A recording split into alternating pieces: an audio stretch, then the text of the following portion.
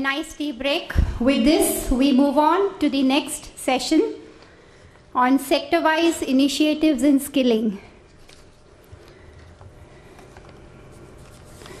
The reason we decided to have this session as individual presentation is because a lot of industries are doing a lot of work in different sectors, and we need to understand how each industry, for instance, in the farming industry, in the forging industry, the educational institutions, what are the initiatives that each one of them is taking, and we are going to explore and understand that. I would like to invite Mr. Neeraj Kumar, MD of D-Level, Mr. Chris Weissman, Sector Manager, Corporate Development, TWI UK. He has flown all the way for Skill Conclave here today. Mr. S. Kalyan, Senior General Manager, Corporate Training and Development, Blue Star Limited. We are going to understand the initiatives in the air conditioning sector.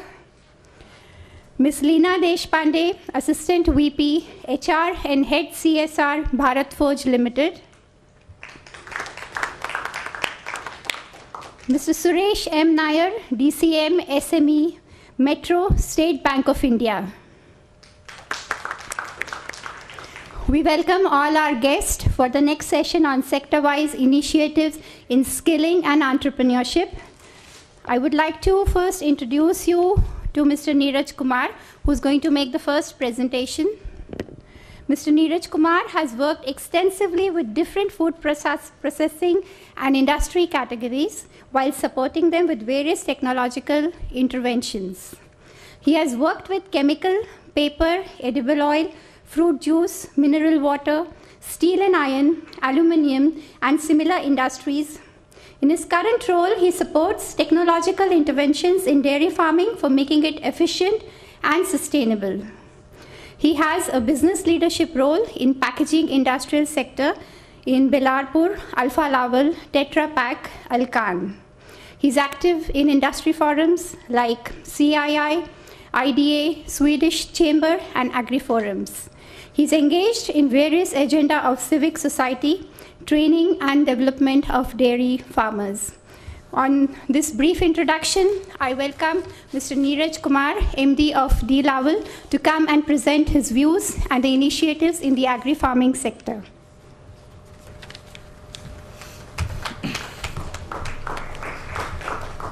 Good afternoon, everyone. And my sincere thanks to MCCIA team to organize such a conclave, and also to consider dairy farming as one of the interesting subject. Dairy farming is very well known to everybody because we have grown up with backyard dairy farming. Everyone in their childhood or even today could easily see one or two cows or buffaloes and the farmers nearby. Though now, you know, with the development of urban cities, a little bit of agriculture or dairy farming is getting away. But still, in places like Pune or many places in Maharashtra, North India, and many other places, we still see the tabelas around us. And we know the famous Dudwala, you know, who comes and delivers the milk in the morning. And we truly believe that he is delivering the best of the freshest milk because we have been buying from him or her since many years. And if he brings it loose, we are even more happy because it must be really from the cow or a buffalo and it must be fresh. So we are very delighted, and it's a very emotional subject, milk, you know, apart from being to do with industrial subject.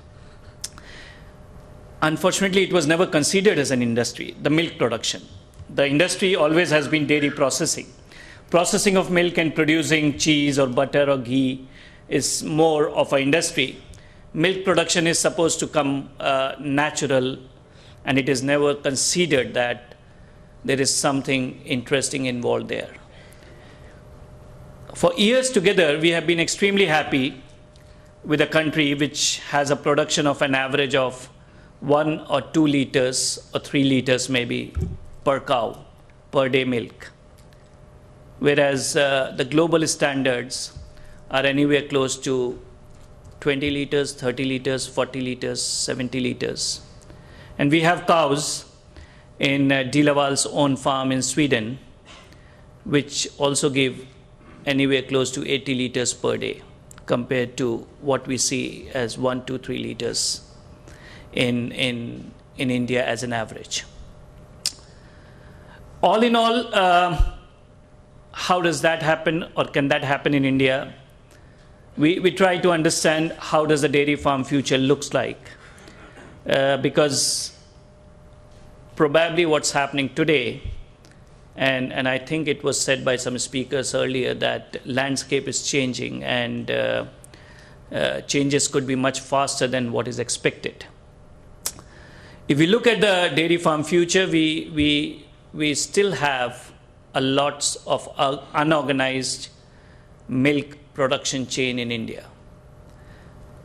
Most of the farmers are very small, extremely unorganized, and the generation which has started dairy farming, that generation is getting old. The interesting part is the new generation, the youngsters in the family, which had 2 cows or 5 cows or 10 buffaloes or 20 buffaloes, the youngsters are not willing to work with the cows or buffalo. And they say, what the hell, I'm saying, you want me to work in a tabela? I will take a bike and go to a shopping mall and basically be happy with that in my life.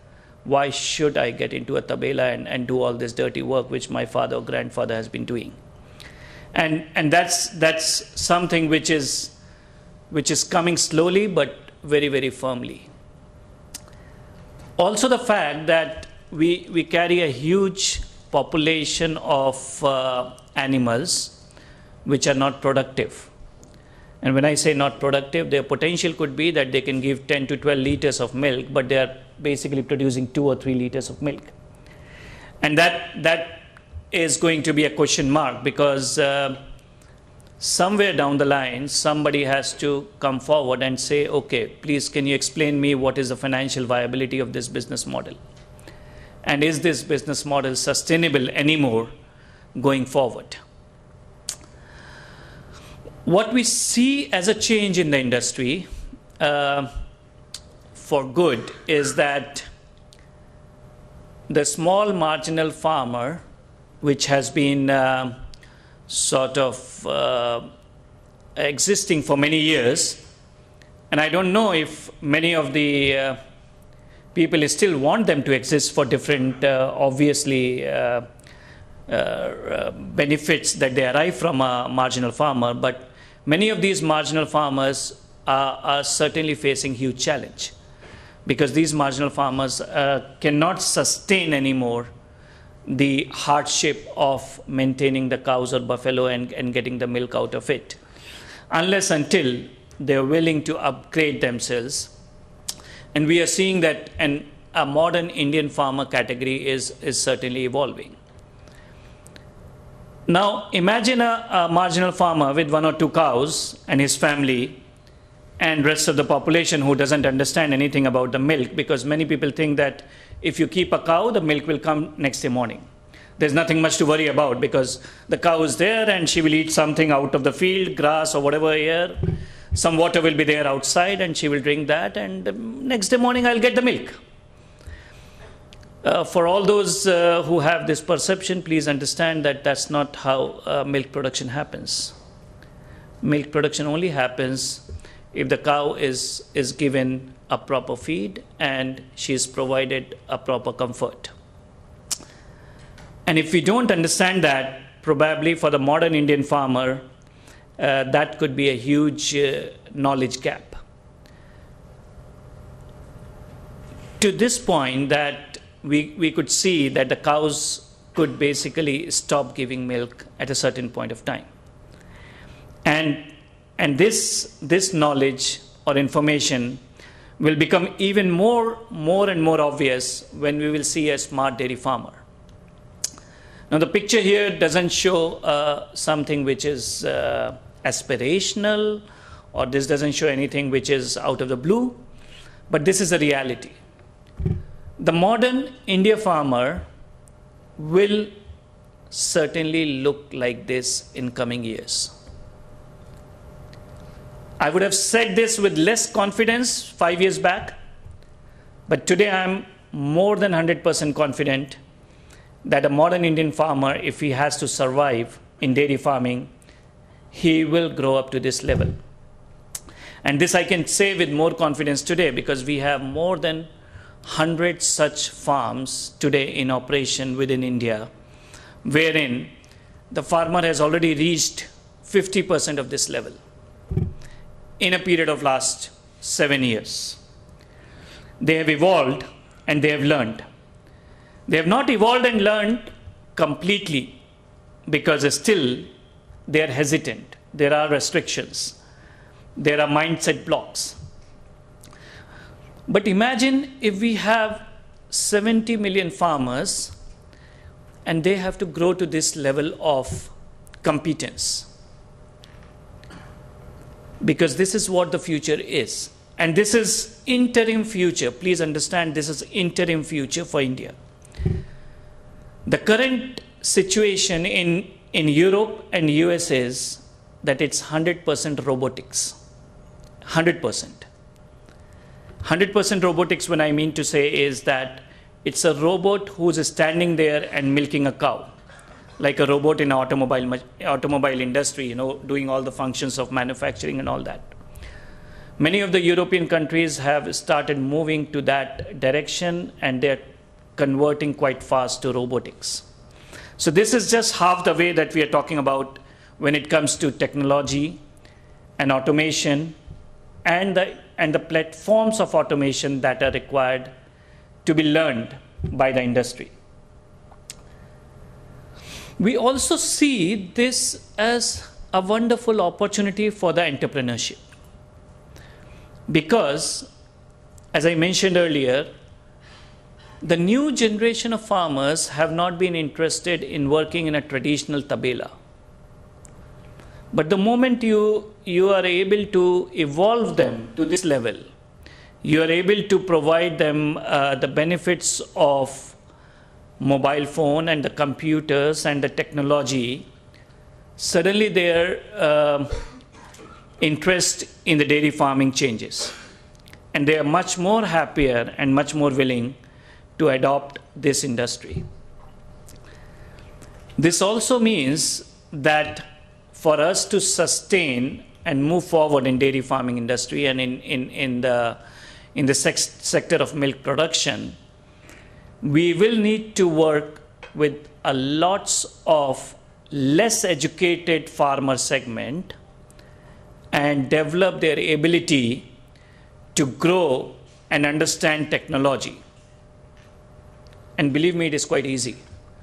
And why do I say so? Is because mobiles have already done it. So there is no farmer today or the new generation of farmers who don't know how to operate a mobile. So they know exactly how to operate a mobile, how to go on the Google, how to study few things, how to search. Many of them are quite good at doing that. And that's a good news, because conversion to technology could practically be possible. They could learn it quite easily. But if they have to reach here, they certainly need to educate themselves and acquire the knowledge.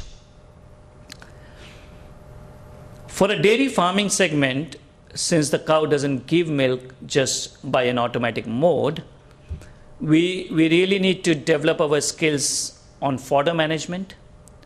And when I say fodder management, it's not that you leave the cow on the green grass and she eats whatever she wants to eat. But the challenge that we need to address is, how can I have a cow which is giving 2 liters of milk to grow to 10 liters of milk per day, or to 15 liters of milk per day, or to 20? Or how do I improve their productivity level on a yearly basis? And that's where I think fodder understanding comes out quite critical. Because if we have to improve productivity, then we need to understand what fodder to give, how much to give, and when to give and how to give. And this kind of a knowledge on a structured basis is certainly not there available today, because the farmer has been managing 2 or 3 cows. But the moment you say now you have to manage 10, that means we have multiplied it by 5. If we say now you manage 50, that means we have now multiplied it by almost 10 times. If we say 100, that means, further. We have farms today in India which are operating with 2,000 cows at a single location. We have farms with 1,000 cows. We have farms with 500 cows. And believe me, it has been quite a journey for them to really operate it. Because the understanding of managing a commercial dairy farm and scaling them up is certainly not there. And when I say commercial dairy farm, what am I trying to say here? Commercial dairy farm means when I'm working in a farm, I should be able to convince the SBI or the Bank of India or any other banker that yes, it is a financially viable proposal. I should have my documents to justify that I'm working on a break-even point. I'm working on a profitability point. I'm not just here as a backyard farming. It is a business proposition. And to make it a business proposition, we have to wear a hat of commercial dairy farming. And the moment we wear a hat of commercial dairy farming, we will need to get into all the mechanics of understanding how does a dairy farming become profitable. And what are the key parameters? So fodder is one where a lot of skills are required, and which apparently are not available today so easily. The next one is breed and breeding practices. Calf is supposed to just be there, If a cow has a calf, I think most of the farms we have seen that there is very less focus on the calf. Very, very surprising, because when we have a child in our family, we are providing all the nutrition. We are providing all kind of proteins. We are providing all kind of vitamins. We are taking care of the baby like anything and growing the baby because we want the baby to be healthy. We are doing all the vaccinations and everything. But in dairy farming, when a calf comes in, there's very little focus on the calf. And that's where, the whole loss of productivity happens, because you have not groomed up the calf when it came in. Why we did not do that? Because we did not think it was important, nor did we know how to grow up a calf. We have a calf coming into milking in some countries at 18 months, in some countries at 24 months, in some countries at 36 months, in some countries in 48 months. Now just imagine from the commercial profitability point of view, if my calf is able to come in 18 months versus 36 months, I have lost 18 months of my business. I lost that much of milk. And that means I just was having the calf on my farm, but she was not producing any milk. So it's an unproductive animal. I'm just feeding. So it's a cost to me. Same is about breeding the cows with different kind of technologies and different solutions. And I would say that there is a very, very little knowledge with the farmers and entrepreneurs today. Most of them are dependent upon the local veterinarian, who probably, for reasons best known to him, is not willing to share the knowledge. And the entrepreneurs and farmers are taken for a ride for very long. A good breeding could always produce better genetics, and by better genetics you can increase the potential of productivity. A cow breeding can probably improve productivity by anywhere between 20 to 30%. The complete dairy farm, how to manage it on a commercial scale with complete integration itself is not a very, very well understood subject. How to manage different protocols? What are the standard operating procedures, SOPs? Dairy farming industry is not ready for this. We are ready for this in a Blue Star or in a bank or in a automobile company or in a forging company, anywhere. But not in dairy farming, because we think, what do you mean by protocols? I'm saying there is cow, there is feed, and there is water. I'm saying, and nature is good, So what protocol, But we need to integrate all the elements of the dairy farm, and we need to have a good understanding of when to do what in a dairy farm. Unless until we have that knowledge and understanding, it becomes difficult to have a farm profitable. And the good part is that it is possible. When it comes to entrepreneurship, we try to drive this point to the entrepreneurs that please try to work with SOPs. Do not work randomly. Follow the protocols, follow the SOPs. And then integrate all the systems in the dairy farm. Because each and every system is adding some kind of a mileage point to the end farm profitability. Cow comfort and hygiene, this is the least botheration for the farms. There are standard notes for such kind of things.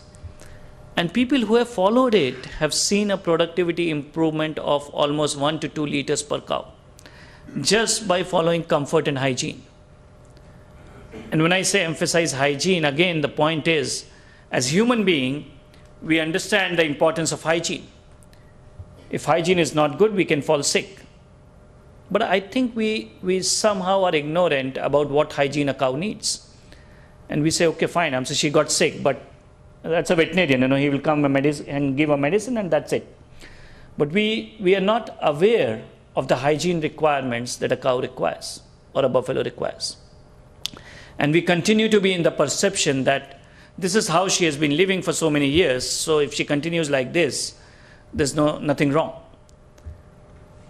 There is many things wrong there, because it drops the productivity of the animal and it makes the farm totally non-viable. Preventive health management, never ever done in dairy farming industry. It's always disaster management. It's only after you hit the disease, that's when you start giving the medicines. We have started doing yoga and gym in our own life. That's preventive. But probably we have not yet understood what a cow needs for prevention. And that's a skill which is extremely important when it comes to the future smart farming.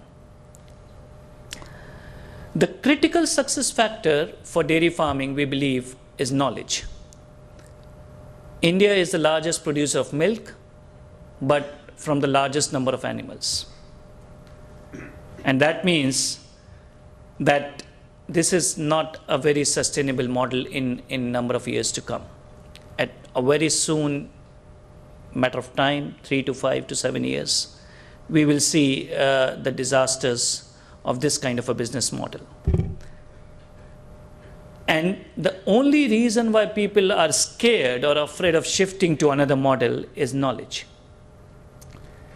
And I think this is something which I would request MCCIA as well as the bankers and other industry forums, that lots and lots of work has to be done on knowledge improvement for the dairy farming industry, so that they can understand and have the competence of modern dairy farming and improve their skills. At Dilawal, we have been like 132 years in this industry. We started long back in Sweden. We are part of Tetra Pak Group, and Alfa Laval is where we were born. And we have been doing now lots of these education and training activities with many of the entrepreneurs who are coming up. We are also doing a lot of education activities in the rural India with dairy farmers. We are also trying to educate many of the other stakeholders in the industry, which is to do with the feed suppliers, the breeding companies, sometimes even the bankers institution, because probably they also need to upgrade their skills on modern dairy farming and understand what it means. And we have been doing it in joint programs with places like Krishi Vigyan Kendra, and one of them is Baramati. We have more than 300 entrepreneurs in the last 3 years who have undergone this kind of a knowledge course. And we believe that many of them really turned back and said, okay, now we have some understanding of what it is. Good part is many of them who thought that it's overnight money-making business disappeared, because they understood that they have to follow discipline and they have to follow protocols. And we are very happy with this kind of a disappearance, because we only need people who can put in effort, who can have patience, and who can accept the learning of the new protocols. And many of them today who have gone through these courses, we see them succeeding pretty well with their upcoming farms in different locations across the country. We also have been working with entrepreneurs and farmers and employees for practical trainings, and this we try to do it inside a farm for a period of 3 to 5 days.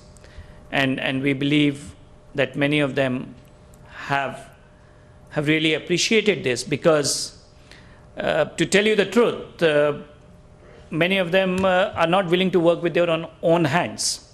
Even the owners, investors, they always think that we can employ somebody who will work with their own hands. But when we do the on-farm training, we understand that many of these entrepreneurs and investors, when they work with their own hand, they have a much, much better understanding, and their knowledge and skills are much, much better once they come out of the farm. And the good part is that many of them would turn out to be a good, profitable farm in coming years. The future landscape for dairy as a milk product or as a value-added product like cheese, flavored milk, or paneer, or any other products that we see, is going to be quite big. We have seen introduction of Gir cow milk, A2 milk and all that. Lots of these stuffs are coming up. For the investors and the entrepreneurs who are coming up, we believe this is the right time to really get onto this train, because the market is really shaping up quite well in favor of quality and reliability. And with own backward integration of dairy farms, many of these entrepreneurs can derive an added value to the consumer. We have seen cases wherein a farmer from his own milk is supplying only to an ice cream fellow, natural ice cream, for example. They buy the milk, the buffalo milk, from a dairy farm. And I was reading an article of Natural 3 days back, and it said that the critical part for the goodness of the ice cream has been a good quality milk. And they're willing to pay a premium for that kind of a milk, because they need to deliver an end product, which is an ice cream, which is a good quality and which is reliable. Same is with the consumer. The moment you get a reliable and trustworthy milk, you will be willing to pay slightly more, but at the same time not compromise on the reliability. So for the marketing perspective, we see many of these opportunities coming up. We would just like to summarize saying that dairy farming industry is evolving and consolidating, and there is a huge scope and opportunity for new entrepreneurs to come into this kind of a business by acquiring new skills. Thank you very much.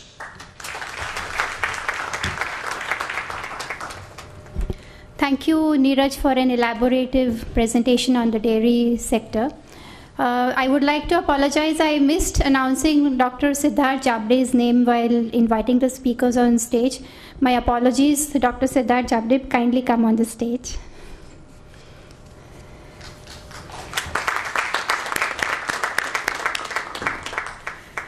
With this, we move on to the next speaker, Mr. Chris Weissman. He's a Sector Manager, Corporate Development, TWI UK. Chris is a corporate sector manager. He's also had specific geographic responsibility for TWI industrial members in India. You can move here. Excuse me. He has specific geographic responsibility for TWI industrial members in India and in supporting TWI's exciting growth ambitions there. He has a technical background as a material scientist, especially during a previous career with a global aluminum producer. Technology areas to which he has contributed include corrosion mitigation, thermomechanical forming, novel test methods, plant process optimization, joining and surface treatment. With this, I invite Chris to come and share his experience in the welding industry. Thank you.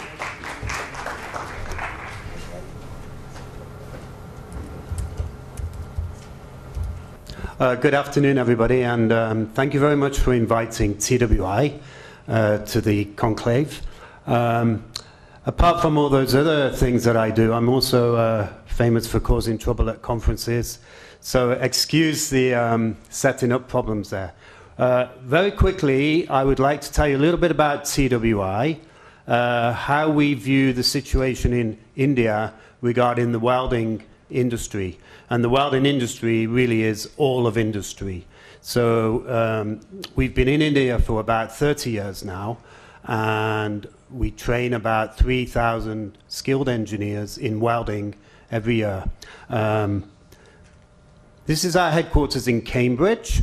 We have about 1,000 people, but we are very international. Most of our customers are outside the UK, and we have offices and training schools around the world. And in India, we now have a fully fledged training school in Chennai. We've been there since 2012, and we now have about 30 Indian local employees trained to TWI standards. The thing about India, as you all will know, and there is synergy here with Neeraj talk earlier, is you are now looking to make in India. And this is actually changing the landscape for organizations like TWI. We are no longer just being asked to do training. We are asked to do training in collaboration with projects and in collaboration with academia. So things are changing big time in India for TWI and for some of our peers. We are a membership-based organization, and we are very proud of our India membership. You can see some well-known names there. And as you will see, all of them are making something or manufacturing something. But interestingly, most of the world is now coming to India. And we have many other members of TWI that are setting up in India or creating partnerships. This is our training school in Chennai. We also have properties in Cochin and Hyderabad, but we train all over India in welding and inspection through partners such as Tata Services and CII, for example. And we train in a whole range of methods. And quite often, people will think of welding as a handheld torch, with a gentleman with a big pair of gloves and maybe a mask, hopefully. And these days, welding is much more than what we call arc welding. There are many, many other techniques. And the nice thing about a country like India is, in a way, you've waited for the technology to develop before you grasped it with both hands. So what's tending to happen in your businesses is that you are leapfrogging the intermediate stages of technology. And this actually presents a lot of opportunity for training organizations such as TWI. A quick look at our training portfolio. It's basically a very broad-based portfolio. It covers many different materials, many different processes, and it goes all the way from welder training, hands-on welding, right through to inspection, and people who are allowed to qualify welding in critical industries such as nuclear power, shipbuilding, and that kind of critical stage assessment. We also do a lot of work in inspection, and even in Chennai we have a laboratory which is dedicated to non-destructive testing. And we are quite well known for underwater welding and inspection training. Health and safety is one of our big issues, but as it is in all countries. And this is a growing remit for us in India. And the way we work is we use our knowledge down in our research portfolio, and we transfer that knowledge through people into how to make things in industry. So it's a very rounded training portfolio. And what you end up with is something called C-SWIP or BGAS, and these are highly recognized certifications that are accepted all over the world. And actually that is a very important point which comes on to my next few slides. So for many, many years we've been training welding engineers in India, but all of them pick up this piece of paper called C-SWIP. And then what do? Or what have they done? Typically they've moved to the Middle East and gone and made lots of money. What we really want to see is basically some of these Indian highly trained welders to come back to India, or maybe we should create some more just for India. It's interesting that globally, and again there's actually some synergy with Neeraj here, we're looking at an aging population, and the average age of a welder in the West is about 54 years old, which is only about 10 years from retirement. And if you think about India is a very, very attractive place to come and find young, talented people. And in the next few years, the global welding industry is actually short of about 2.2 million welders.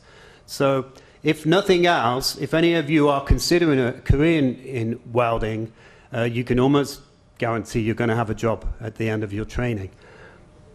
It's interesting also that India is now looked upon as a place to come and get engineers. But something is changing in India, which actually means you would like to keep these engineers for yourself. So there's a bit of a dichotomy going on between making India work here, or do we train people here for the rest of the world? And I think that's an interesting conversation to be had in India amongst influential bodies. Leading sectors that are demanding highly trained welders in India include shipbuilding, railways, power generation, automotive. And automotive is currently the largest user of welding in India. But things are changing, and this is just a snapshot of what is changing. Everybody knows about arc welding. About 70% of everything that's made is made using arc welding. But over the next 10 years, nobody sees the use of arc welding increasing. What's really going to increase is laser welding, friction welding, which is a non-molten welding technique, and things like adhesives and mechanical fastening. So these are all what we consider joining, and we should start looking at welding as joining. It doesn't matter how you do it, it's the best way. I'll give you a quick look at some of these techniques. So even in arc welding, there is still much research and development being done, which implies new training in things like TIG welding, for example, where we're looking for higher productivity. So there is still a lot of high training to be done in arc welding. But what's really happening is we're looking at new techniques. Here we're looking at hybrid laser welding, where we're joining arc welding, which has a nice fill of properties, with the penetration of laser welding. And this is now being used in automotive and being looked at closely in aerospace. In your automotive industry, nearly everything is made using spot welding at the moment, and TIG and MIG welding. But India is now looking at something called remote laser joining. And this is just an example of it. It's currently being used in the UK and in Germany. What it does, it allows you to be much more generous in your design of vehicles. So that's something to keep an eye on. This thing here, some people would call it not welding because it doesn't melt anything. We're actually forging two pieces of metal together here. So we have a revolving tool, and it's called friction stir welding. And this technique offers a real opportunity to industries like aerospace, automotive, and not least train manufacturers. And Hitachi make all the bullet trains in Japan this way, and this process is going to be used by your own rail industry. What that really means is we're going to need highly qualified welders in India. We know that they're going abroad right now, but there does appear to be a slowing down of that welder emigration. It's partly due to the oil price, but it's mainly due to Indian industry demanding highly qualified welders. Opportunities for Indian welders, well, we've got advanced manufacturing coming from both within India and from abroad. There is significant investment going on by US, Europe, UK, but quite importantly, large Indian companies are forming partnerships with Western companies. And what they're really looking to do is indigenize their supply chains. So for us, the big question is, how do we indigenize the supply chain in India? If you look at aerospace right now, almost everything in the supply chain is imported. So there's a major program going on for qualification, training, and certification. We have a very ambitious government, and the campaign Make in India does seem to have caught fire in India. And the numbers are huge, as you know. They're looking to create 100 million new jobs. So basically, the pull for training in welding engineering and engineering in general is quite amazing. And one question I'd like to put to the audience today is, how do we actually tackle that? TWI cannot tackle this on its own. Even the Indian Institute of Welding could not do this on its own. So we believe there's a real drive now for joined-up thinking between home-based organizations and international organizations like TWI. There's 40 million SMEs in India, and most of them are looking to join the Make in India campaign. And to get Make in India to work, they're going to have to. But we're going to need technology transfer programs, including training of individuals and of groups of companies. TWI is already working with CII and organizations like MSME, but we are at the very start of these relationships, and we need to probably accelerate. So, to sum up, for welding in India, we need to probably get more Indians in India making things for India. But maybe we also need to Indianize some of the training programs that we bring to India. And I think as your market develops, you're going to be telling us far more what you want than us saying to you, this is what we have. And I think that's something TWI and other organizations would like to learn from Indian industry and Indian government bodies. These are people who train people in India, training welders in India, and my CEO would probably sack me if he saw me put this slide up, because I'm introducing you to all of our competitors here. But the point is, India is so large, the demand is so strong, there's no way any of these organizations will tackle the issue on their own.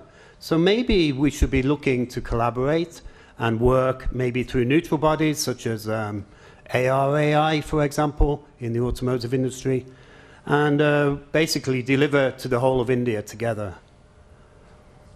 And what we really need, don't forget, even though we have older welders, their experience counts, and maybe we could just retrain some of these older welders and keep them in the industry for longer through new techniques. We need fit-for-purpose training, which depends on the industry and the role. So some people may just require hands-on, good skilled welders, whereas other industries require complete understanding of the process. For instance, the effects on metallurgy and mechanical properties that come from the welding process. We're going to have to do technology transfer, and one of the things of interest is affordability. TWI is not cheap, but you get a world-class program out of it. But maybe if we looked at clusters of small companies who may be clubbed together and come for their training as clusters. And we'd be very interested as TWI to talk to anybody who's interested in what we call technology transfer for clusters of companies. And don't be afraid of automation. It's out there everywhere, and we usually find that automation, apart from saving the need for so many people in a specific role, actually creates jobs because you sell better products and you can make new products. And on standardization, the world is full of standards, AWS, C-SWIP. What we need to remember is that India is quite a unique market, and in some cases we may have to even Indianize some of the standards. One little anecdote on that. JCB you will know, and we know them very well, and they actually make their JCB machinery about twice as strong as they make it in the UK. And one of the reasons for that is the Indian market uses JCB for different things. So in the UK, we do not demolish buildings with a JCB digger, but you may find that that happens in India. So it's quite an interesting thing. It's not one size fits all.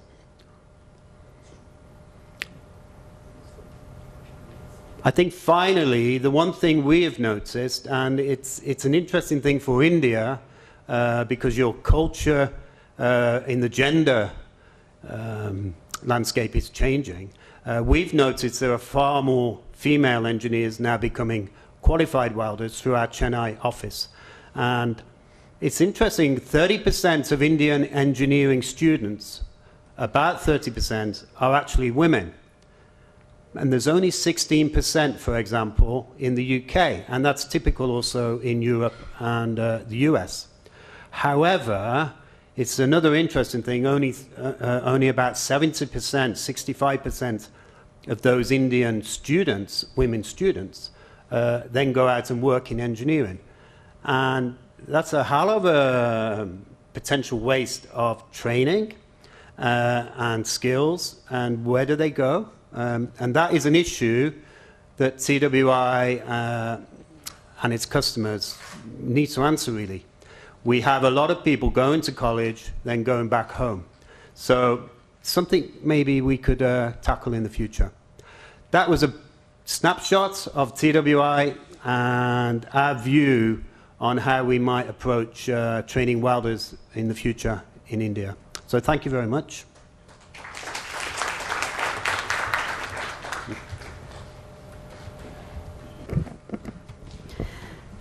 Thank you, Chris. With this, I would like to invite our next speaker, Dr. Siddharth Jabde, Vice Chancellor, Vishwakarma University. I once again would like to apologize to Dr. Siddharth for missing out his name while inviting all the speakers on stage. A little bit of brief introduction about Dr. Siddharth. He is an advisor to AIT Solutions, Asian Institute of Technology, Thailand. He's affiliated faculty, Asian Institute of Technology, Thailand. He's inventor in patents related to inventions, energy efficient systems, heat transfer and appropriate technologies. He's principal investigator and co-investigator in the innovative technology development endeavor. He has authored a book titled Nanotechnology, Intellectual Property Rights, Research, Design, and Commercialization. With this, I would like to invite Dr. Siddharth Jabde to kindly present his views in the educational skilling initiatives in the educational institutions. Time starts now. Yeah. As we are in the interest of time, as he's arranging all this technology stuff, I come from Vishwakarma University. It is part of Vishwakarma Institutes, Vishwakarma Group, and Vishwakarma Institute of Technology, VIT, Pune is very well known. So we have 17 institutes, more than 18,000 students, 1,500 faculty. So we'll quickly take it through. First, let us see what is the role of a university in this skill development as well as entrepreneurial journey. That is what I will be touching for. So essentially, any universities in creating and harnessing human capital, the human is gifted always with creativity and innovation, all the human. It's a natural resource in any of the society, and how do we create a mechanism to convert them into sustainable assets is essentially any university system will be working on. As already discussed, we are in the fourth industrial revolution. First was steam, then electrical for mass production, then came electronics. And now in the fourth, we are witnessing the fusion of technologies blurring lines between physical, digital, and biological spheres. In addition, there is access to knowledge, and very importantly, Moore's law in the context of computers is ending, which will see the disruptive innovations. What are the drivers of change? These are demographic and social and technological. Very important phenomena: learning, unlearning, and relearning, and regional context in linking of competence, skill, and employability, as my speaker said. Indianized way of the training. So it's a regional context. If you see this report, World Economic Forum, demographic and social economic changes, by 2030, Asia is projected to account more for 66% of the global middle class, 59% middle class consumption is in the Asian region, and you'll see the top trends: 44% changing nature of work because of the digitization. Core will be somewhere else, people will work from somewhere else, middle class in emerging countries. On the other side, technological changes, mobile, Internet of Things, cloud technology, it is impacting. These are major drivers of change. And processing big data. This is going to change the way we think, the way businesses are going to be created, and therefore the way skilling is required. This is from our national policy. 62% of India's population is in the working age group of 15 to 59. You can read, and 109 million, more than 11 crore additional skill manpower will be required across 24 key sectors, which are well mentioned in the national policy by 2022. I will not spend time on this, but this is typically Indian education sector, and we can have academics as well as technical and vocational. So essentially at the age of 18, generally baccalaureate students passing 12th, they tend to go to skilling in terms of pursuing their careers. What our national policy for skill development and entrepreneurship states 2015 is skilling on large scale at speed with high standards and promote culture of innovation based entrepreneurship. Therefore, it is very important. There is an element of innovation also which is well knitted in our national policy, and which is also part of skilling. That is something there. If you see our demographic aspect, population segments, this is from the TIFAC report, which is Technology Vision 2035, created by TIFAC, Technology Information Forecasting Assistance Council. Population segment and basic needs factoring for segment size. So you can see those are our segments in the context of India, and the green one is the prosperity, which is seen by all these sectors. And that is where the skilling is important, because they will be employable and they will find the prosperity through their earning potential. And on the other side, ER&D, engineering research and development, is shifting towards Asian region 2015 to 2020. This is something which is the statistics which. What are the key challenges is empowering youth for embracing this emerging knowledge-based technologies, then access to this high quality, as well as inclusiveness and empowerment of lower layers of socio-economic pyramid, which is very important to be part of it. As we have seen, it is evident that the vast, huge potential, human potential is there. And sustainability and equitable access in all those. Therefore, what is the university's perceived role, one can say, is essentially contribute to national innovation system, because any innovation system leads to productivity increase, and productivity increases economic development, align with national initiatives, be socially relevant and need-based. Any national innovation system, if you see, it is three pillars, which are human and capital knowledge, capital of applied knowledge, and improved productivity, which is inclusive innovation capacity. Therefore, the skilling and innovation which contributes to innovation capacity is very important, which will increase productivity, competitiveness, and economic growth. What is a role of universities such as Vishwakarma University? Mr. Reddy in the first session said that universities also have to come forward. It is grooming knowledge creation, then converting to technology, knowledge and innovation proliferation in the society, not just generating. Through this is where we are saying establishment of the competency centers in the university, understand local needs, context, and be practical, not mere academic, and create an inclusiveness, sustainability, so that the well-groomed human resource, not merely trained, well-groomed human resource is provided to the society. And there is a relevance and strong connection, strengthen the connection between the university as well as society. And this is a very, I would say, important ecosystem which is here with all the stakeholders, right from the finance to the private to the universities here, and the entire society is represented. It has to be made, this human resource, very practical. What is this ecosystem is, if we consider university in between as the input, it is a skill development programs with industry and professionals, collaboration with public, private, as well as cooperative sectors, and attracting top talent, which will be again as output, skilled human resource, ecosystem for internship, very important, and fostering employability, and socially responsible context-based transdisciplinary development, because whatever we create has to be socially responsible. So this is something at the core, which is attributes, which is character, creativity, communication ability, competence, and civic mindedness. This is something at the core which could be supported with faculty as well as curriculum, as well as important stakeholders, collaborations, cooperations, and operations, and all other factors are external drivers.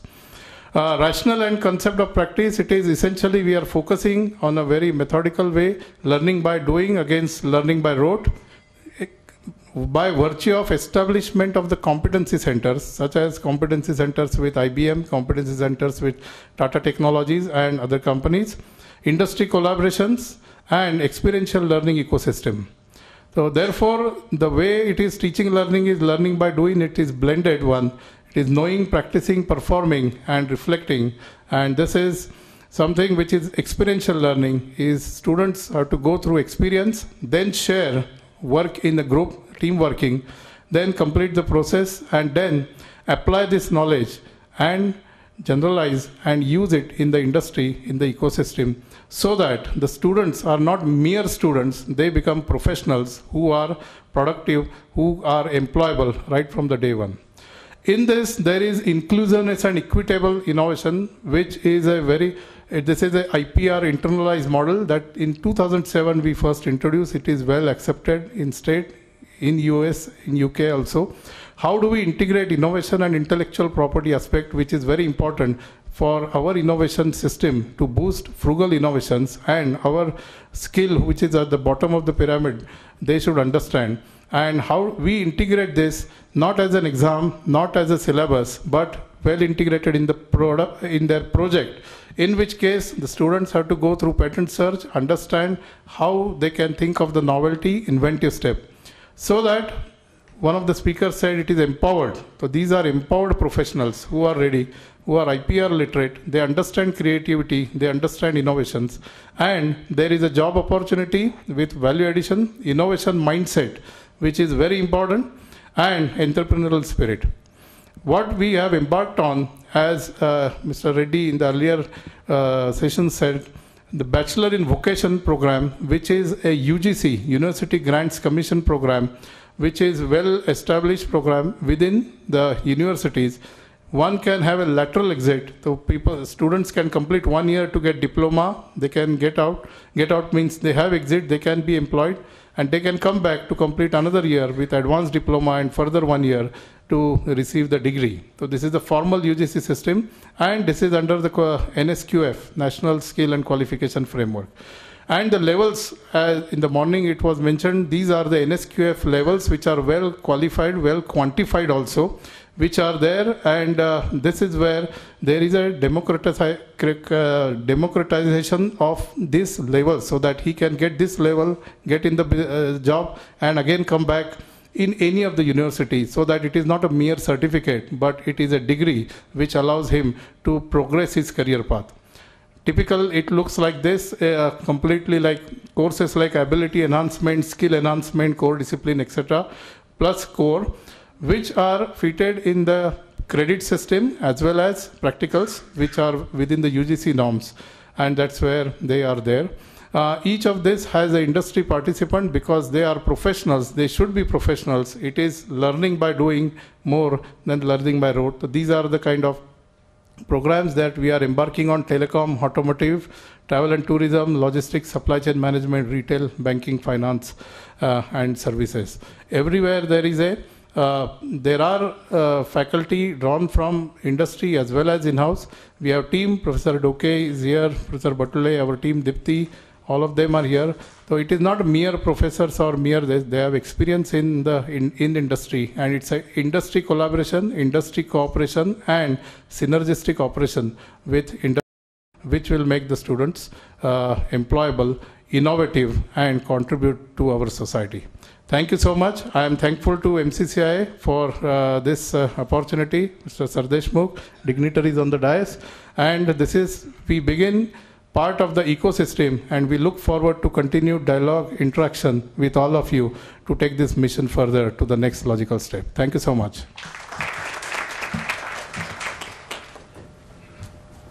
Thank you, Dr. Siddharth, for the wonderful presentation and educating us on the initiatives in the education industry. With this, I invite our next speaker, Mr. S.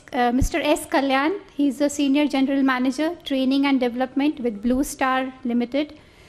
Mr. Kalyan has more than 35 years of experience in the industry. He has worked on AC and refrigeration and building services projects in India and UAE. He heads a training function in the company. He's an active participant in the company's CSR skill development initiatives.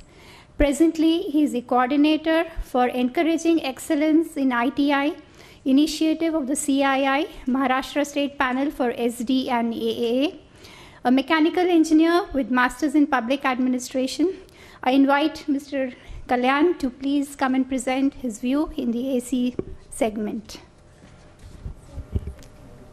I'll be within that, don't worry. She has given me time of 15 minutes, I'll be within that, please help me. Okay, very nice. I really thank MCCIA for giving this great opportunity to share our experience in the field of skill development in the air conditioning line. I'm just giving you a market scenario of the air conditioning market in India. India is a very big country. The others call us as a subcontinent. It's so big. Okay, and we have got a coastal belt. The coastal length is about 7,000 kilometers. And in the coastal area, you will find a lot of humidity in the atmosphere. So in the evenings, you feel sultry. So you would like to get into an air-conditioned space. And deep inside in India, when you go to the deeper areas, like, the middle areas like Nagpur, Delhi, Bangalore, Hyderabad, and those places, they're all hot and warm during the daytime. So there too, you require air conditioning. Air conditioning is no more a comfort one. It has become an essential part of the life all of us today. Okay, that being the scenario, Where is this market? What about this? How much are we selling? Okay, if you see the market size is approximately, it's still not a very big market. It's just 15,000 crores. I'm talking about the whole of this country. We are just having 15,000 crores of business being happening in the field of air conditioning. Okay, and of this 12,000 is the ones which you all use at home, residential, window air conditioners and split air conditioners which you use at home. Okay, and in India we are approximately 5.2 million air conditioners being sold. Every year it's growing at the rate of approximately 10%. The next point is extremely important. The penetration level is just 4%. So there's a huge market opportunity in this field of air conditioning. And when you have such a market opportunity, there are a lot of people coming forward to learn. What are the opportunities which are available for the skilled people in this line? Okay, you can become an installation engineer, you can become a service engineer. Operation and maintenance is becoming a very important area today. You can become commissioning expert, breakdown expertise, breakdown maintenance. How do we do breakdown maintenance? And revamp, retrofit, system balancing specialists are required. Why? Welders are required in this line, fabricators, fitters, mention anything and everything. If somebody has got a skill, he can contribute in this line, is most welcome. Now, who are all helping, who are all chipping and helping us in this industry, who are all coming and contributing to the industry in terms of giving the right skilled manpower? I've listed many of them here. Polytechnics, colleges, ITIs. There are national NCVT and state level people are also there. Private diploma colleges are really doing a fantastic contribution in this line. There are also a lot of people who are doing short-term, 3-month-long courses. There are a lot of people who are conducting. And there are people also doing 45 days only, 1.5 months. You get ready, you are able to contribute to this, this particular industry. Okay. Now, let's understand the skill climb, how it happens in this industry. A person wants to earn a livelihood. He has a desire. Oh, AC line. Oh, we can have a comfortable time. People have the desire. He has got a potential that he wants to exhibit. So he comes forward. There is a bit of an awareness. He gains knowledge. After working in some time, he becomes a skilled person. Slowly, he becomes a master in this line. He gets mastery over the subject. And along with mastery, comes power and success. Let's see how it happens. When a guy joins us, or the industry per se, he's just, let's say, just 10th standard or a 12th standard, either completed or dropped out of the college. He is first used as a helper in the industry. Okay, so he goes about cleaning the air conditioner and things like that. Slowly, he starts cleaning the filter. That's a big achievement for him because the technician is actually graduating. Slowly after that, he becomes, a couple of years later, he gets a lot of capabilities. And he is trusted by everybody around. Okay, now this guy, the moment he comes there, people say that, hey, here is a guy who has come, he's going to solve my problem.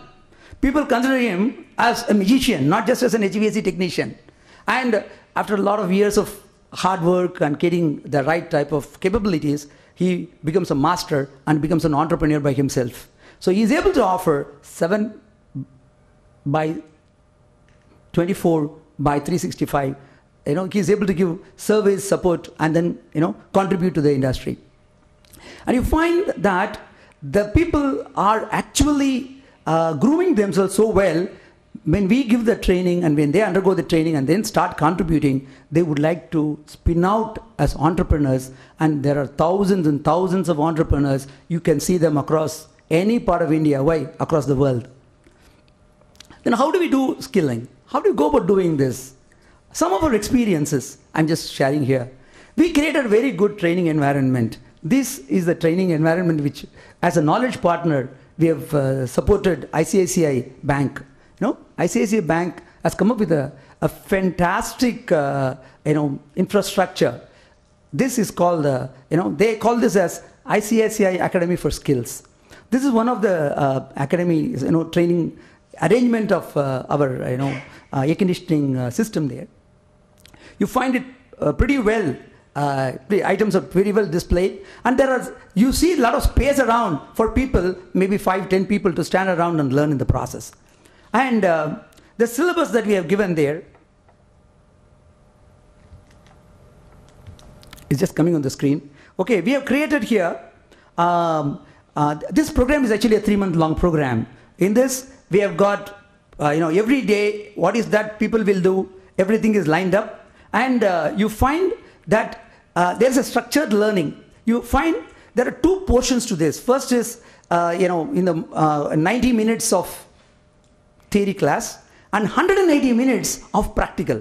So you find this person actually, whatever he is learning in the morning session or in the first half of the morning session, the other part he is actually putting his hands on the learning. And the most important of that particular skill building is this, which we classified as mechanical skills. A 10th standard dropout from a school, his environment we all have to imagine. The type of environment that guy has gone through is with that, he cannot even draw a proper line. So you ought to build in him some nice capabilities. Please remember, when he becomes a technician, he is going to be an entrepreneur. Slowly. Okay, so how do we build that capability in him? We first give him a newspaper and ask him, give a scale and a pencil, ask him to, make a line, and he slowly works on making, using the scissors, he makes ribbon out of it, of a newspaper. And we make this guy to roll this ribbon on a small cylindrical piece. And then what happens now? Earlier, he was not able, to think and act. Now, because of this ability, he is able to coherently, in a congenial manner, he is able to put, his hands on the job and get things done. And slowly we put him on hard work, cutting sheet metal. So earlier he was not able to even cut a paper properly because he is not used to it. His hands are not agile enough. So we build them slowly. Then we give him, slotted angles. We'll ask him to assemble. And slowly, he starts handling tough material, and we teach him some fine things, how to do alignment, an eye for perfection, all that we teach him. And you'll remember, you'll all be surprised. I think there is only one machine in the whole of this universe which gives you water. All air conditioners give us water, right? Water condensate. And this guy has to know even how to handle that water. Please remember, if he leaves without doing the water piping, it will be the whole of your, either the bedroom or your living room or the reception house of, the area of your home is full of water. So we have to teach him that as well. And finally, when he goes out, he has to do cleaning of the place and go. So, housekeeping is a very important dimension of learning for him. We teach him that you should not leave the place unless you keep the place neat and tidy. Okay, so in the curriculum you will be surprised. We have built in an element called equipment cleaning. Suppose if you are going to ask him to mop the floor, he will not be interested. But if he has to clean the equipment, then he will be interested. So we build in, because ego is a very important point. Because just 10th standard, 9th standard dropout children, they have got their own idiosyncrasies. Okay, so I will move to the other slide now. Yeah. You find now this person has actually developed himself as a very multi-skilled person. He can do a little bit of carpentry. He can handle materials. He can shift materials. He can, he can do housekeeping. He can do bracing. He can do electrical wiring, a little bit of electrical wiring. He can fix you a stabilizer. He can do a little bit of carpentry. He can do finishing touches, and he will do housekeeping. All these multi-skills are put onto him. So you find this guy really coming out a very, very an effective person for himself as well as for the community. And if that person is an outstanding person in terms of skill sets, if he is not having the required soft skills to be pleasant to people, to be a happy person, a smiling personality, there is no purpose of him being a technician. So we have put in a lot of effort. Last year, you will be surprised, 1 month, we did 4,000 people. We identified across the company 4,000 technicians. And these 4,000 technicians, we gave them training of 1 day. And the whole program was how to deal with the customer, how to make the customers feel, happy, how to take care of the customer and meet his needs with a smile on the face. I'm just showing you some of the dignitaries who have come and visited the facilities which we have created. Mr. Kamath visited. Our chairman, Mr. Sunil Madhwani, visited one of the training centers we have put up for Balamandir Kamraj Trust in Chennai. Okay, the boy who is there in in the uniform, we all take close to about maybe a day or so, or maybe half a day to assemble one air conditioner. This boy who is standing in front with the electronic control in his hand, just flat 7 minutes he disassembled a split air conditioner. To the surprise of everyone, because today the talent of our boys are outstanding. If we give them the opportunity, they will do marvelous jobs. So my chairman is completely zapped. Hey, what's happening? These guys can do. Why don't we select these children and put them in our factories? He was asking. And Honorable Chief Minister, Mr. Fadnavis visited one of the training centers and along with Ms. Chanda Kocher. He wanted to understand how we train people in the field of air conditioning, and he is recommending that we should get into more of this in Maharashtra. And in Bhilai, we had Mr. Rudy visiting the training facility along with Dr. Raman Singh. Okay, they came and he was so happy. Mr. Rudy only tweeted in the tweet. He gave a tweet saying that I am Chhattisgarh in Bhilai at the 27th Livelihood College in AC refrigeration training room. See here, he is so happy to be there, and that's what you're finding there. So we are very happy to be a part of this great mission of skilling India. It's indeed a great opportunity for the nation. We all have to work very hard. We are on a mission. Let's work together for a bright future of all of us. Thank you for this opportunity.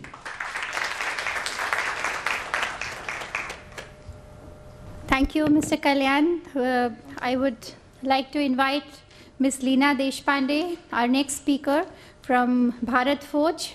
Leena is the Associate Vice President and Head CSR at Bharat Forge, Pune. She has more than 30 years of experience in NGO, in learning and development, different HR initiatives, CSR, and skill development. She has set up an industrial training institute, ITI near Pune, which is considered as a role model for public-private partnership, and has organized several skill development programs for the rural youth to increase their employability. I invite Ms. Leena Deshpande to kindly share her views from the forging industry.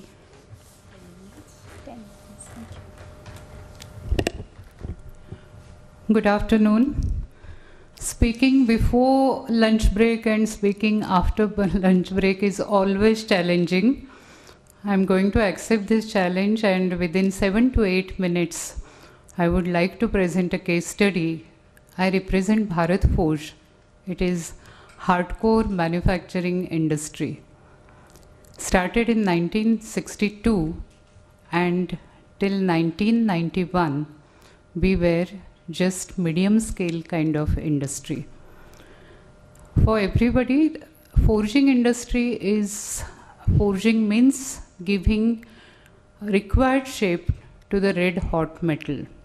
And we started producing automotive components, and till 1991, that is before economic liberalization process started in India, we were quite an ordinary industry as such.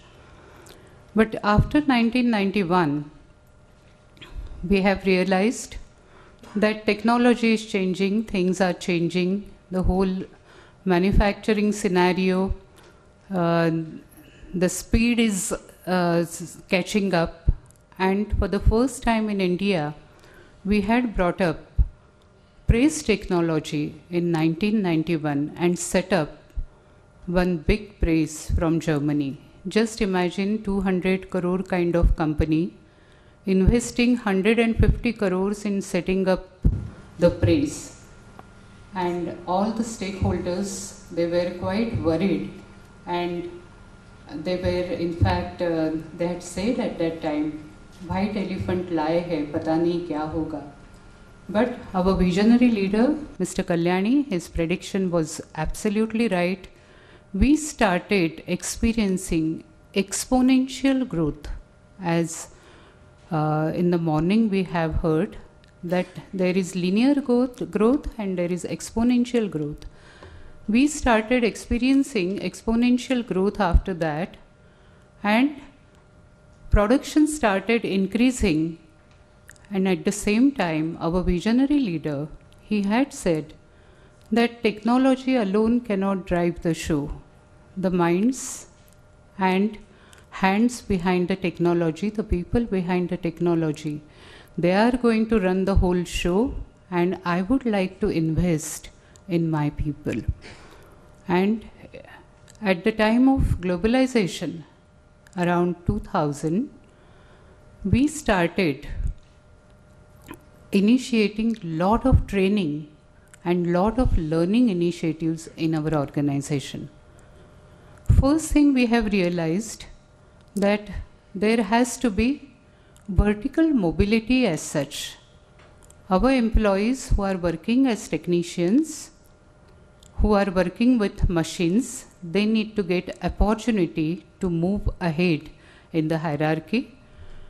And so, with the help of BITS Pilani, we have started our engineering graduation program. I am going to share our experience as far as learning and skilling is concerned within the company as well as outside the company. And outside the company means lot of CSR initiatives we have launched, and in skill development area, we had set up one ITI that is considered as one of the best ITIs of India, and that experience also I am going to share with you. So we have realized that our technician level has to get vertical mobility, collaborated with BITS Pilani, started 3 years engineering graduation program, and our technicians, they started becoming engineers after 3 years. And you won't believe, this is 13th batch we are running this year. Every year, 45 technicians, they become engineers and they are absorbed in the mainstream as such. Why such kind of initiatives? Why such kind of giving inputs to our employees? Because we have realized it was very strategic decision as such.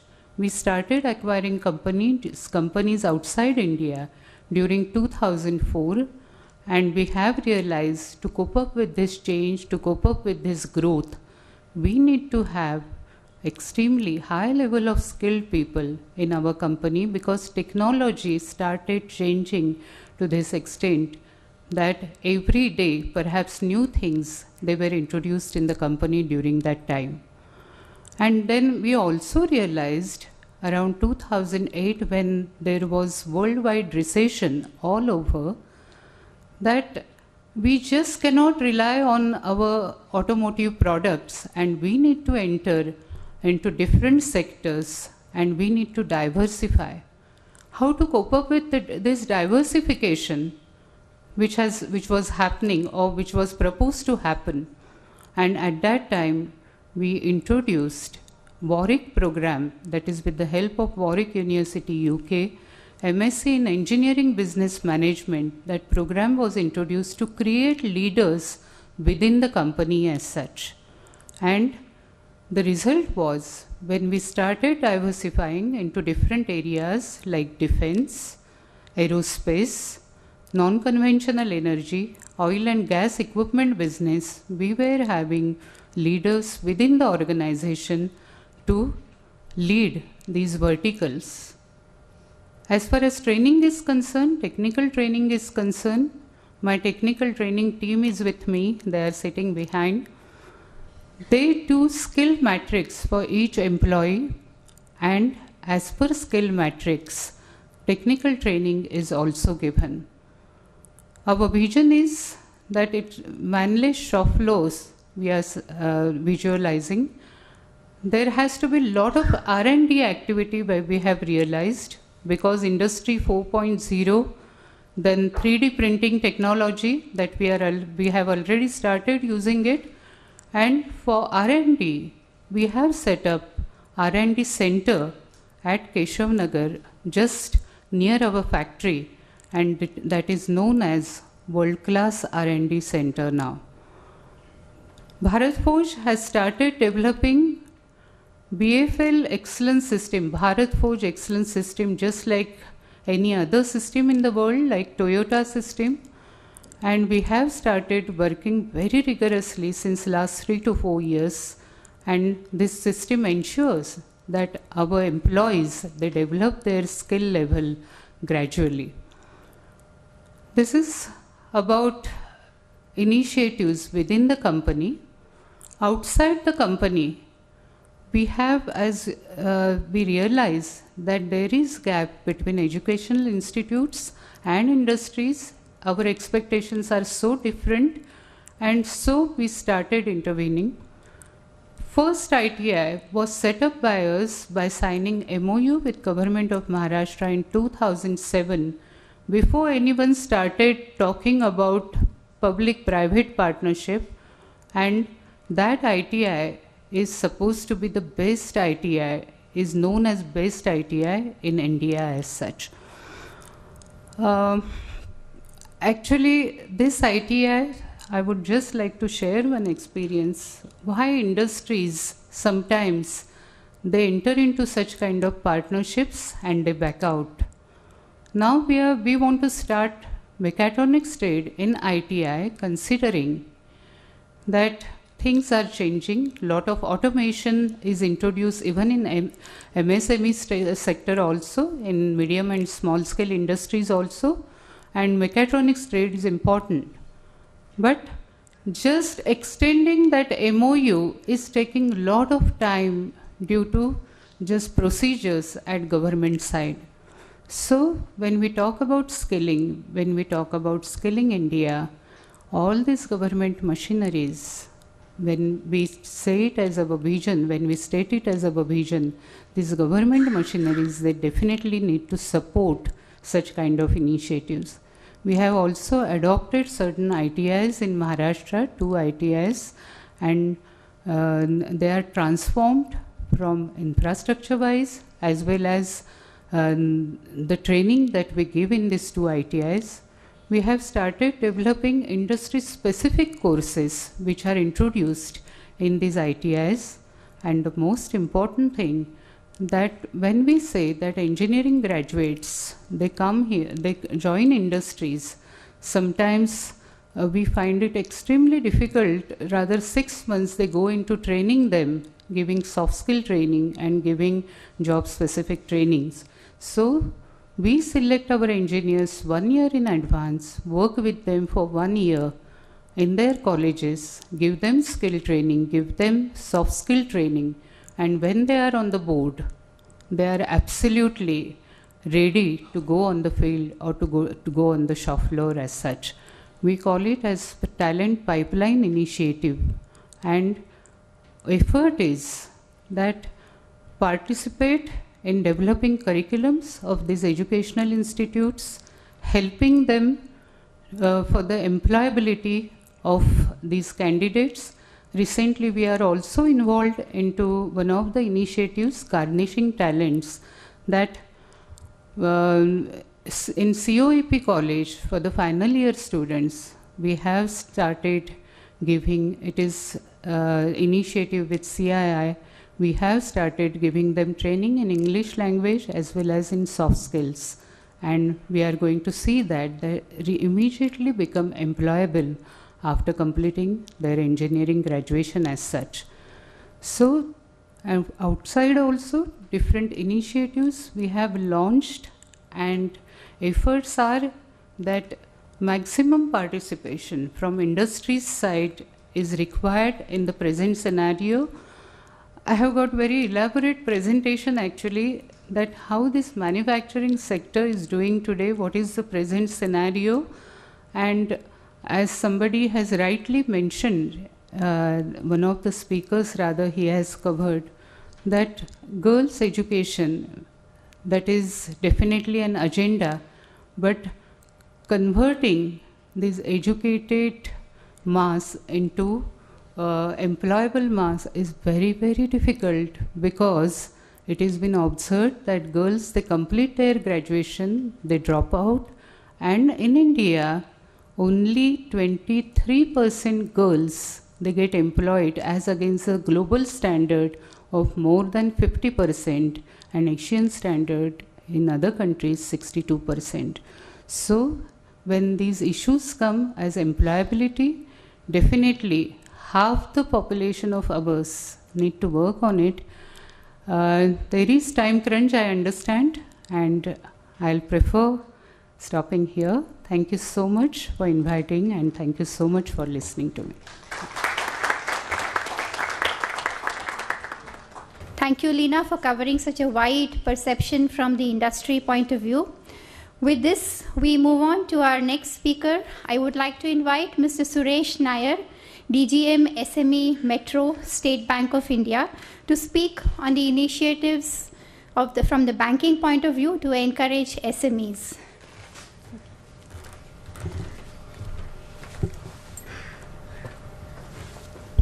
Good afternoon to all of you. The last speaker has 10 minutes. I'll try to stop there. State Bank, now the bigger bank, greater bank and stronger bank after the merger, who now holds nearly 20% of the market share of Indian financial market. And what is our role in skilling India? I'll just take 10 minutes. I'll just cruise through it. First of all, when we talk about skilling India, bank per se is more into entrepreneurship than skilling India. In the role of skilling India, our role is limited to extent of some rural artisans, etc. But we are much more in the space of developing the entrepreneurship. First of all, I'll say that State Bank as a banker to a nation, we can classify this entrepreneurship into three. One is the rural India, one is the urban India, and now is the modern India. That is the complex situations which are being developed. In the rural sphere, what normally we do, I'm just going to the core subject, is try to develop the rural entrepreneurship, especially the women entrepreneurship, and also the rural artisans. We develop a lot of programs, including the RCT. We have set up a lot of rural institutes across the country. We reach these people, especially into the entrepreneurship. What I'll say some hardcore facts. One is that the majority of the people who come as entrepreneurship does not know what is entrepreneurship. They know more about the skills. In entrepreneurship, normally we have got the four basic aspects. One is you should know about the management, you should know about the market, you should know about the technical things, you should know about finance. And most of these people do have some knowledge of skills. They go to some people, some institutions run by government, etc., come with a detailed project report, so-called detailed project report, whether it's 2 pages or 200 pages.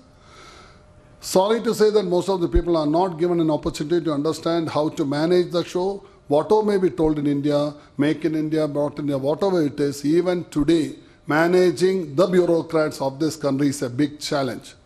Even it's a rural artisan or a complex Indian conglomerate. Therefore, he has to know nearly 32 licenses required even to start a small industry in India even today. Unless this is a big question because lunch is more important than this. Anyway, therefore, we try to make them understand what are the complexities you have to face in this market, introduce to them to entrepreneurs who has already been successful, make them understand how difficult and how dynamic is the market and how you can be a successful person. And also the most important aspect, the finance. Unless finance is there, nothing works. And financing a unit in India, I have never seen in my 35 years of banking where it has come in time or without any cost overrun. There will be cost overrun even if it's a 1,000 crore project or 100 rupee project. And unless the promoter do have some source of revenue other than the so-called fixed source, he will be in trouble. These hard realities has to be taught even to a rural artisan. That is being done by State Bank in a big way. And we normally also handhold them in the way, once they start the unit, we conduct exhibitions, melas, etc. under our auspices and connect them to people who has to be connected. There will be a rural exporter in that area. We can arrange with him how to improve the standards of the quality, how to improve the mechanism, how to automate or automate the same thing so that the products will be purchased by him. There will be a seamless integration with the market. This also we take care. This is how we connect the rural economy. normally we connect them in this way. And this is the major role is played by the SHGs. Let me tell, we'll bow my head before the SHGs. The self-help groups, the so-called micro institutes are doing a big role. With the help of them, we are able to connect. This is where Mr. C.K. Prahalad, bottom of the pyramid, is being developed, which will contribute, which is contributing heavily to GDP of this country. This is being done, and I can proudly say the delinquency or the so-called the NPA menace of this country is very low in this sector. It is less than 2%. This is one way we support the rural India. Then coming to urbanized India, we do a lot of entrepreneurship programs. Sector-specific entrepreneurship programs are being conducted by State Bank across the country.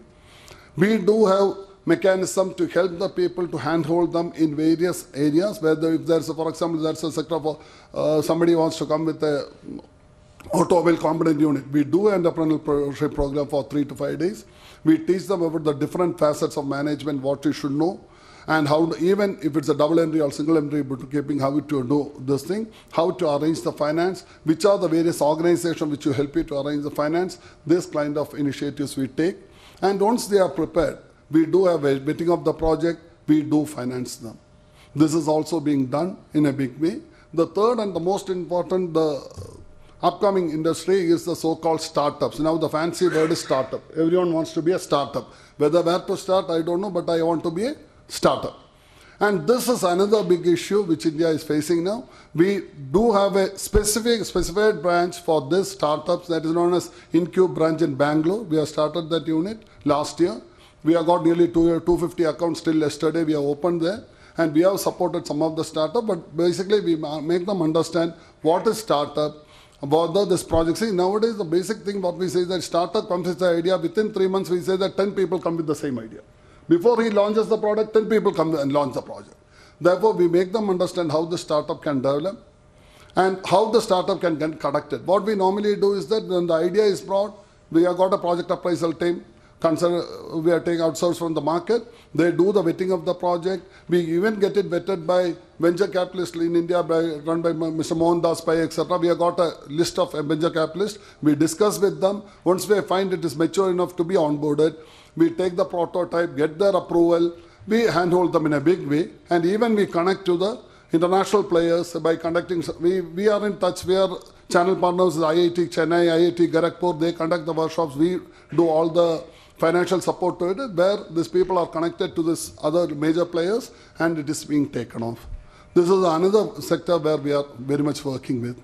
The other fourth sector is that we are trying to take advantage of the collaborative advantage. For that, we are channel partner with all the major initiatives, like you call any big McKinsey, KPMG, Deloitte, and all the major players are in our board. If you go to a corporate center, 60% are outsourced people sitting there. Even I don't know who are the people, because we are in touch with all the latest technologies in the market. And of late, we are also trying to onboard with the P2P lending platform. If you look at countries like UK, 14% of the lending in the SME sector is done by the P2P lenders. They are on the on-market market platform. We are also into that platform right now. We are channel partnered with a lot of other players in this market. We are trying to get in touch with them and try to do an onboarding of these players so that we do the on-lending, SME lending that we have started just now. If the disruptive fintech companies are going to be our partners in future, we are working with them. There are some startup companies you are developed as a disruptive fintech companies. We are also onboarding them. These are the major initiatives on which State Bank of India is playing right now. And this is what we can do for this entrepreneurship. So Skilling India, our role is, I told, the first and foremost thing for any skilling is finance. We are there on that space. We are financing the young of this country in a big way. But only thing is that I would like, as a citizen of the country, from the people who are our partners in progress, please take care that the money is coming back. Because I'll tell you, if the sectoral delinquency goes up, no bank can survive. See, if you look at India, the last 2 decades, State Bank was helping the corporate world in a big way. If you are traveling in a car in a good road, yes, I can proudly say we are a shareholder in that. If you are going in an aircraft, we are there. If you are going to a railway station, we are there. But of late, we have come to a back burner. We are not on this field. We are not aggressive on this field, rather, because the delinquency has gone high. We deal with public money. We don't deal with venture capital. We don't with PE funds. See, and if you look at the return to be paid for the venture capitalist or the PE funds, it is exorbitant. We never want to be on the space. We want to develop this country. We'll be with you, and we are on the same boat. Only thing is that try to help the banks also in return, because when in the education loans in another sector, we find that delinquency is very high. My experience, sorry to say, with I don't want to name one of the premier institutes in India, we funded nearly 200 people in 1 year. See, only 8 years we didn't get back even a single rupee. And all of them have been employed with a salary not less than 2 lakh rupee per month. This kind of an approach will not, because banks, especially a nationalized bank, is made by the citizens of this country. We are all one. We are here to support. Today, State Bank of India is sitting on a 70,000 crore of pie. We don't know where to lend. We are here with funds, with cheap funds, but give us an opportunity to help you so that we can grow together. Thank you.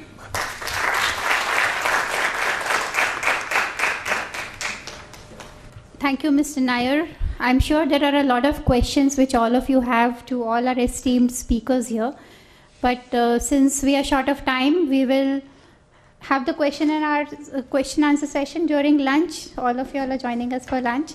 May I request Dr. Anand Sir Deshmukh to kindly felicitate our guests.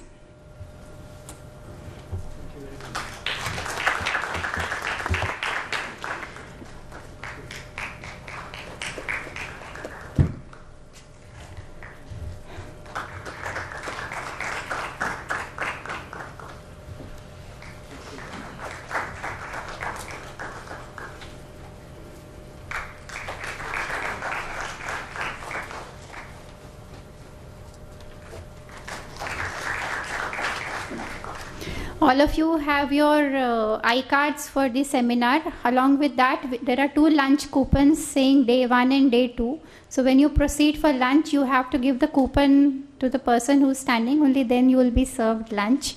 Also, we have given you all feedback forms. So by the end of the session, you're requested, or maybe if you're not planning to attend the next day, then by the end of today, kindly submit your feedback forms.